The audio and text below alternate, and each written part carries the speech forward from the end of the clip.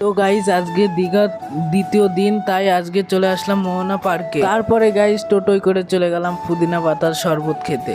পুদিনা পাতার শরবত এত সুন্দর লাগছিল। পুদিনা পাতার শরবত খাওয়া দাওয়ার পরেই বিকালে খেয়ে নিলাম ভাত, কারণ দুপুরে খাইনি। তারপরে বেরিয়ে পড়লাম পার্কে, মানে ওল্ড দীঘার পার্কে।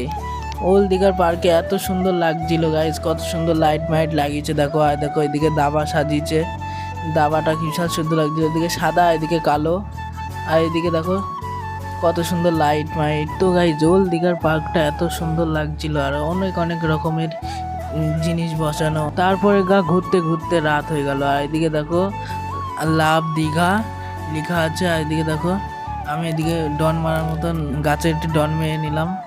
তারপরে চলে গেলাম সমুদ্রের ধারে। আর নেক্সট পার্ট আসতে চলেছে। আর তোমরা সাবস্ক্রাইব করো, ভিডিওটা ভালো লাগলে লাইক কমেন্ট অ্যান্ড সাবস্ক্রাইব করে দিও।